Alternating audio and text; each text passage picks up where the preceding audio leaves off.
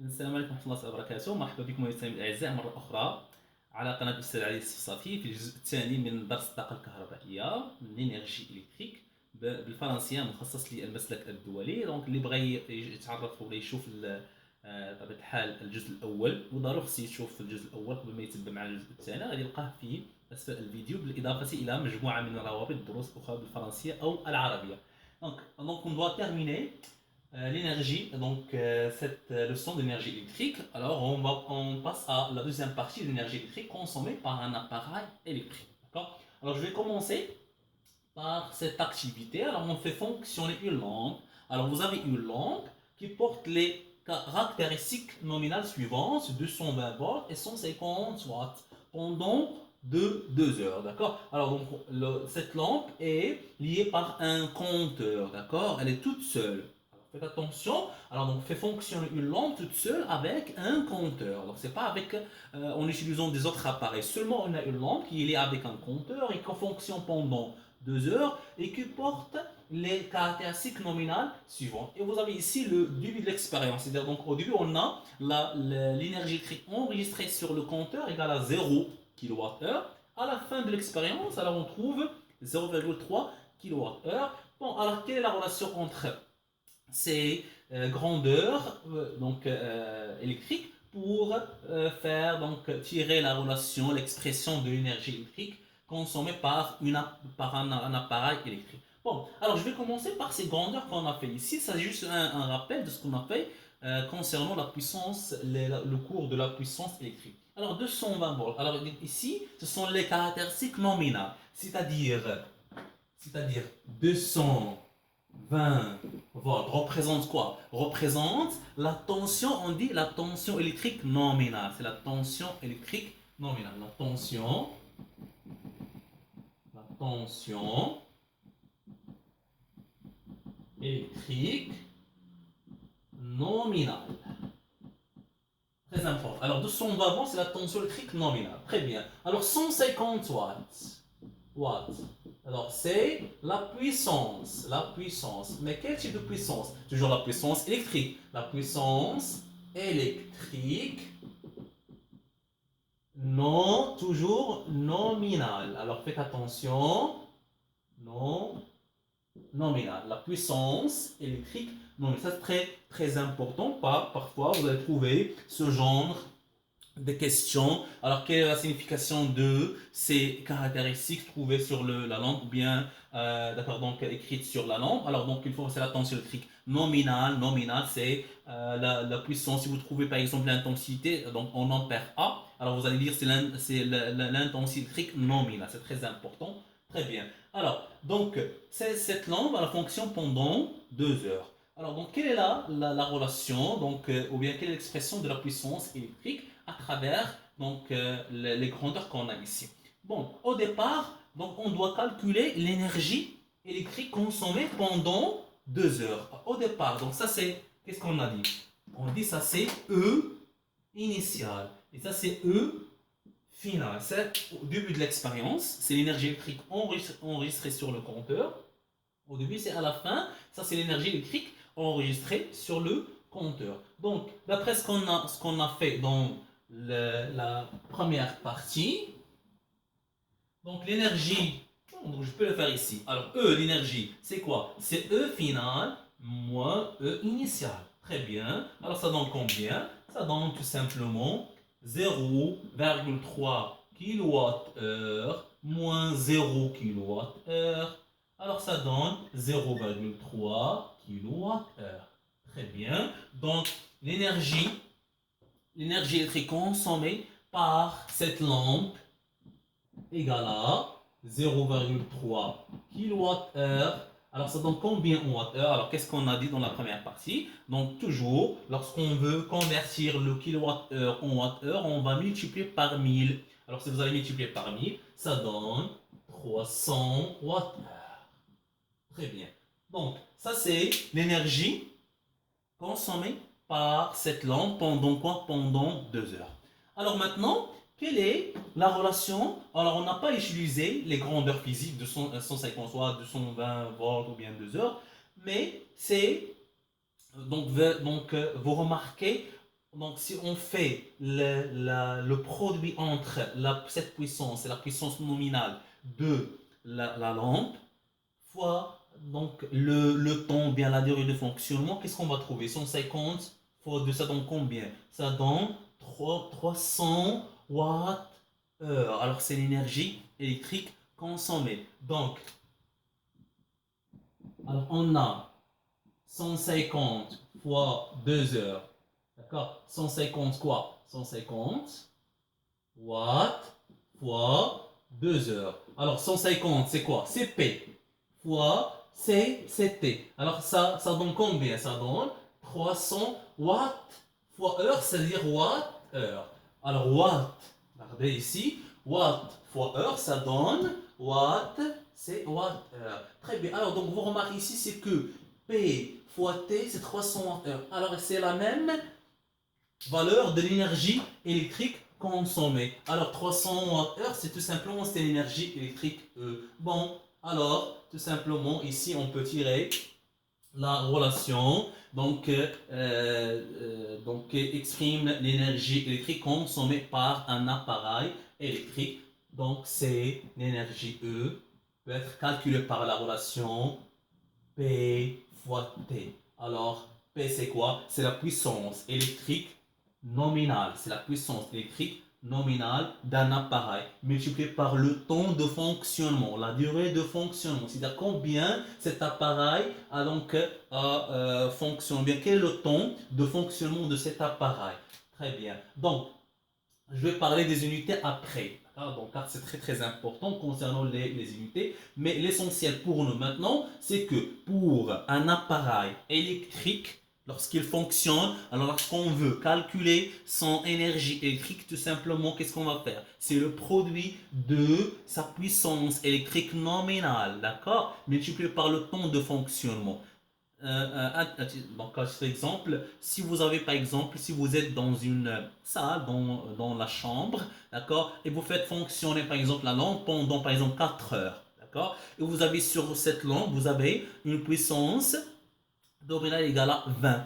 Alors, qu'est-ce que vous allez faire pour trouver l'énergie électrique consommée par cette lampe? Tout simplement, alors vous faites E égale à P fois T. P c'est quoi? C'est la puissance. Alors, la puissance de cette lampe, par exemple, c'est 20 watts multiplié par le temps. Combien tu as laissé, par exemple, cette lampe, bien, quel est le temps de fonctionnement tout simplement de cette lampe? C'est 4 heures, 5 heures, d'accord? Alors, par exemple, 4 heures. Alors, donc, 20 fois 4, ça donne combien? Alors, ça donne 80 watts. Watt heure. Très très bien. D'accord? Alors, ça, c'est tout simplement la relation E égale à P fois T. Alors, maintenant, alors concernant cette relation, quelles sont les unités qu'on va utiliser? Rappelez-vous bien, lorsqu'on a parlé dans la première partie, on a dit que l'énergie électrique, d'accord, donc on l'a désigné par la lettre E et on a parlé de l'appareil de mesure qui est un compteur, d'accord, et on a parlé de l'unité dans le système international, l'unité légale, d'accord, ce qui est quoi? Qui est le joule, qui s'exprime en noté par J. Le joule en J. Et on a le watt-heure. D'accord? Alors, on a deux unités. L'unité usuelle, l'unité qui est internationale, c'est le joule. Et l'unité pratique, le plus utilisé, l'unité pratique, c'est le watt-heure. Alors maintenant, qu'est-ce qu'on va faire ici? Est-ce qu'on va faire le joule ou bien est-ce qu'on va faire le watt-heure? Alors, donc, on peut le faire les deux. Tout simplement, ça dépend de quoi? Ça dépend du temps, de la durée. Alors, faites attention. S'il vous plaît, si vous avez le temps T en heures, d'accord? Si vous avez T en heures, je peux le faire ici. Si vous avez T en heures, alors P est toujours P en watts. Toujours P en watts. Alors, l'énergie électrique est exprimée en watts heure. Si vous avez T, faites attention, c'est très important. Si vous avez T en heure, vous avez P en watts, alors l'énergie électrique c'est en watts heure. Maintenant, si vous avez T en secondes, d'accord? Alors P c'est toujours en watts. Maintenant, l'énergie électrique ça sera en en joule, J, d'accord? Alors, donc, 1 joule, c'est 1 watt fois seconde. 1 watt-heure, c'est 1 watt-heure, d'accord? Alors, un joule, c'est l'énergie consommée, d'accord? Donc, par un appareil qui a une puissance égale à watt-heure pendant une seconde. C'est ça la définition de joule, d'accord? Très bien. Alors, faites attention. Si vous avez T en heure, P c'est toujours en watts, d'accord? Alors E, l'énergie électrique, c'est en watts-heure. Si vous avez T en secondes, alors donc l'énergie électrique, ça sera maintenant en joule. Très bien. Alors maintenant, quelle est la relation entre le joule et le watt-heure? Donc 1 watt-heure égale à 3600 joules.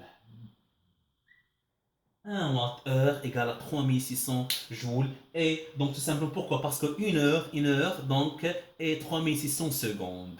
D'accord? C'est pour ça que 1 watt-heure c'est 3600 joules. C'est très très important. C'est-à-dire si vous voulez, si vous avez le watt-heure, d'accord?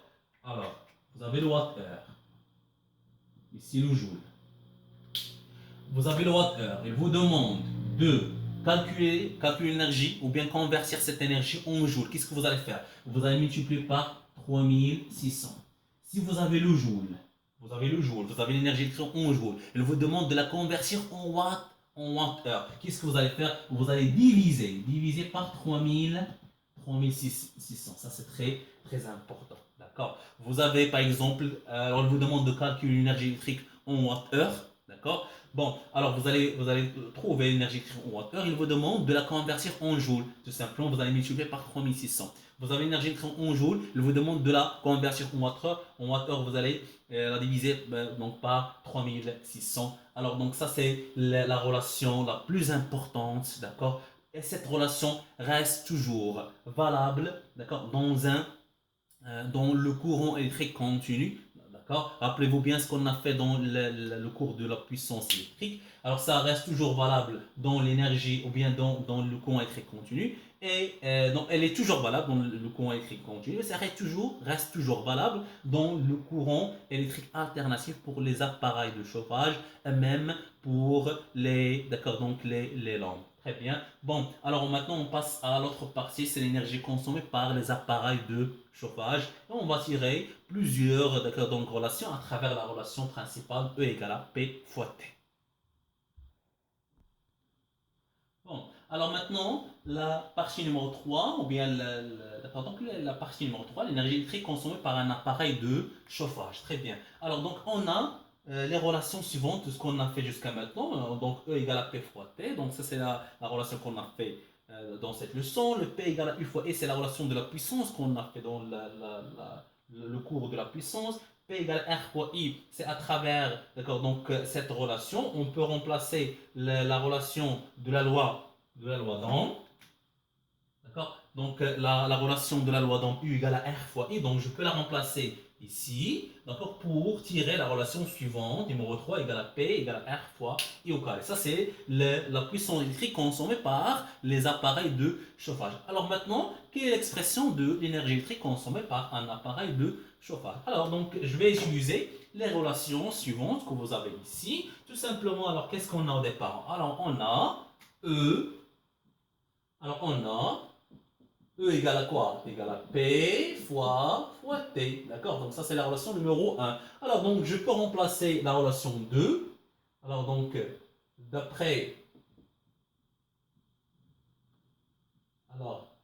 de 1 et 2, alors on trouve de 1 et 2. Alors qu'est-ce qu'on va trouver de 1 et 2? Tout simplement, alors je peux remplacer P par quoi? Par U fois I. Alors ça donne P, c'est U fois I fois T. D'accord? Alors vous pouvez garder cette relation. D'accord? Vous pouvez utiliser cette relation pour dans les exercices. Alors donc c'est E. E, regardez. E, c'est en joules. Si T en quoi? En secondes. E, c'est en watt-heure. Si T en heure.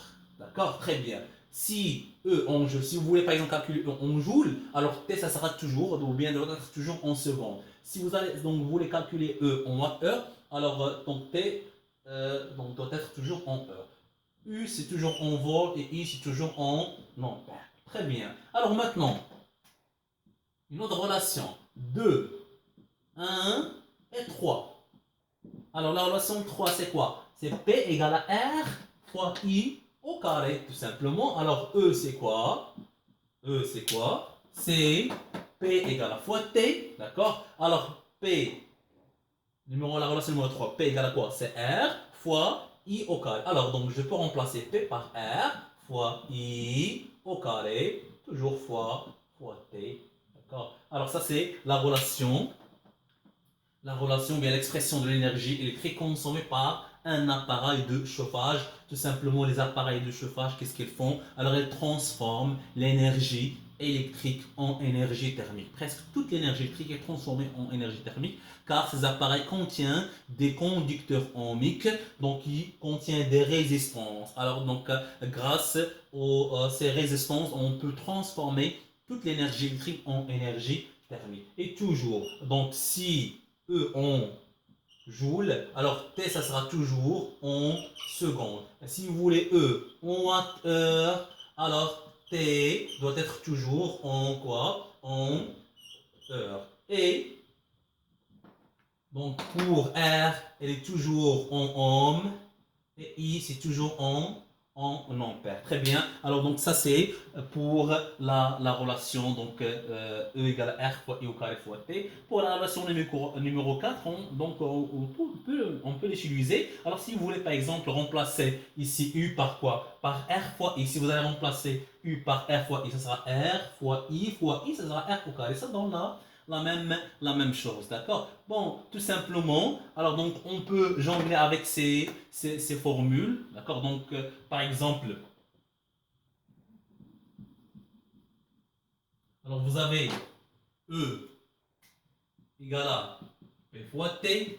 Alors vous pouvez utiliser tout simplement ce triangle. Alors ici E, P fois T, d'accord? Si vous cherchez par exemple la puissance P, alors donc je peux cacher P, ça donne combien? Ça donne quoi? Ça donne E sur T, ça donne E divisé par T. Si vous cherchez T, alors donc je peux cacher T, alors ça donne quoi? Ça donne E divisé par, par P.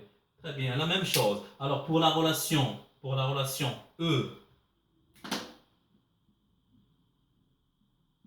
égale à R fois I au carré fois T, alors ça donne la même chose. Alors donc si vous cherchez par exemple E égale à R fois I au carré fois T, si vous cherchez R, alors donc je peux cacher R, ça donne E divisé par I au carré fois T. Si vous cherchez T, alors donc je cache T, ça donne E divisé par R fois I au carré. Alors donc je vais terminer ici.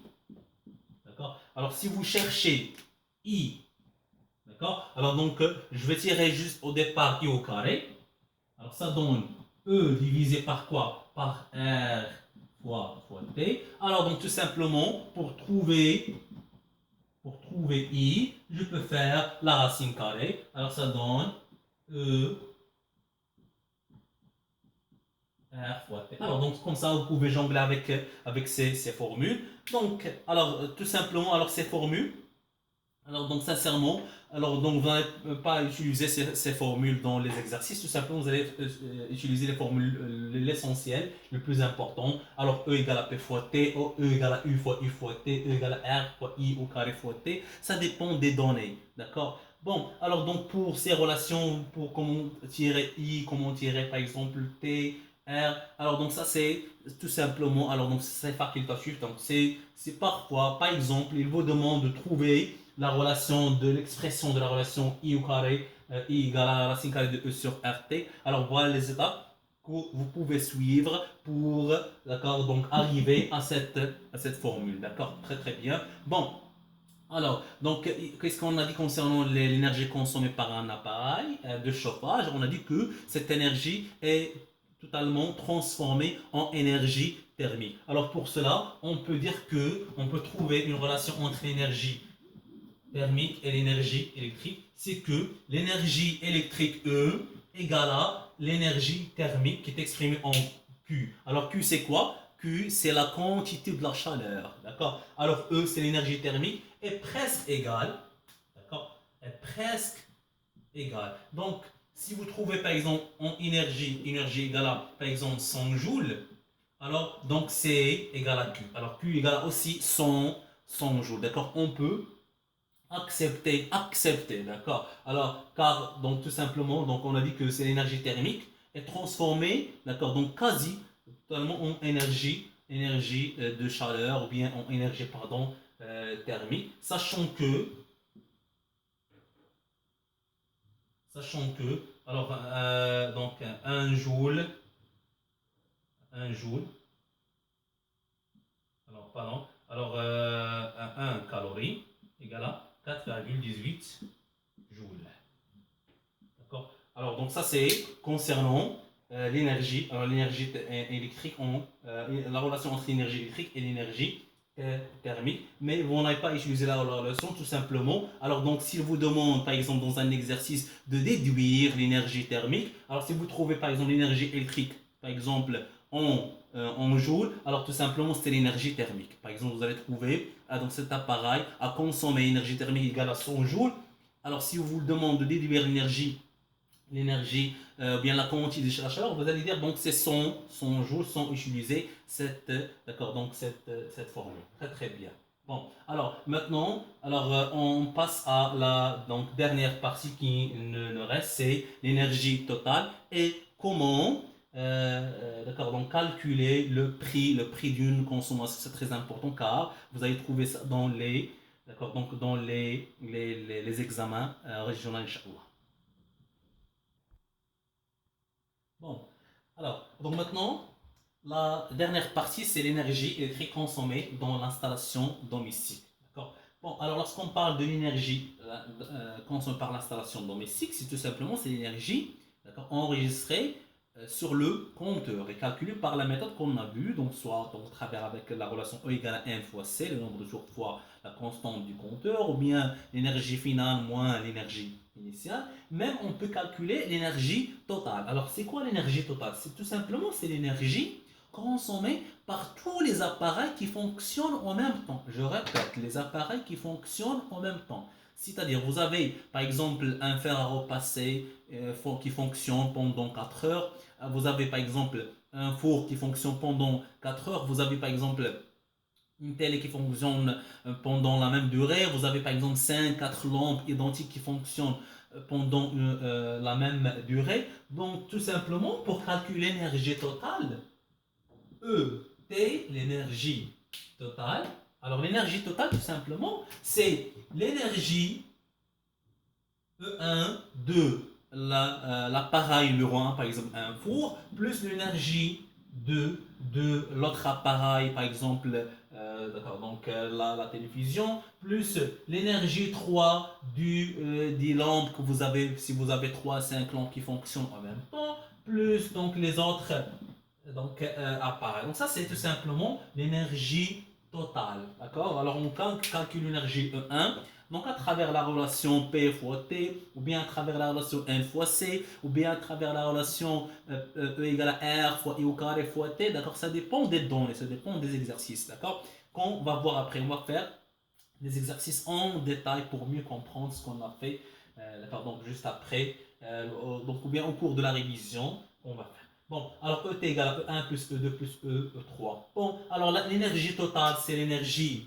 E, d'accord, donc totale. Donc c'est l'énergie enregistrée sur le compteur. Donc cette énergie peut être calculée par la relation P totale fois le temps. Donc si par exemple, ces appareils fonctionnent en même temps. Alors donc je peux faire juste la somme des puissances de chaque appareil multiplié par le temps de fonctionnement. Sinon, alors je dois calculer pour chaque appareil son énergie électrique par la relation P fois T. Ça dépend du temps de fonctionnement. Alors donc cette relation peut être calculée par la relation N fois C, le nombre de tours fois la constante de compteur, peut être calculé par la relation E finale moins E initiale. D'accord. Bon, alors, d'accord, donc E total ou bien E, donc l'énergie, je peux faire, c'est l'énergie en enregistré.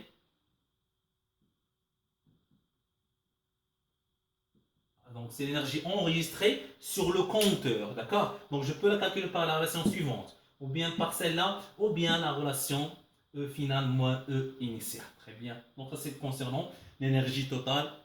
Et donc la même chose c'est pour l'énergie. L'énergie totale c'est l'énergie enregistrée sur le compteur. Très bien. Alors maintenant, comment on va calculer le prix d'une consommation? Alors vous avez ici un exemple, d'accord? Donc qu'on va l'utiliser pour mieux comprendre comment on va calculer le prix d'une consommation pendant une durée, un mois, une année, d'accord? Bon, alors donc supposons qu'on parle d'une consommation pendant un mois, d'accord? Donc ça c'est pendant un mois. Alors donc ce qu'on a, on a l'ancien index. Alors l'ancien index, ça veut dire donc la visite précédente de l'agent de la société, l'IDEC ou bien l'ONE, d'accord? Donc, donc le compteur a affiché, par exemple, à la date 1, d'accord, donc 4 2020, ou bien, d'accord, donc le 1er avril, ou bien donc le 1er mai, d'accord? Donc, il a affiché 4460 kWh.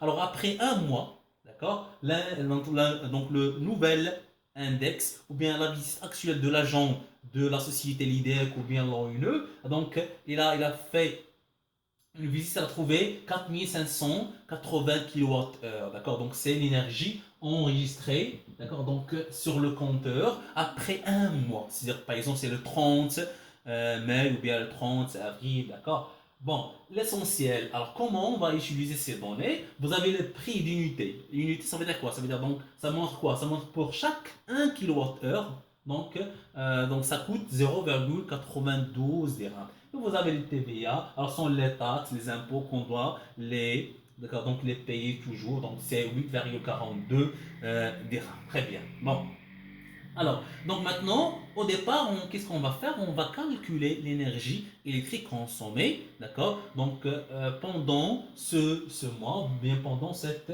durée. Alors, donc, calculons l'énergie E. Alors, comment on va faire pour calculer l'énergie E?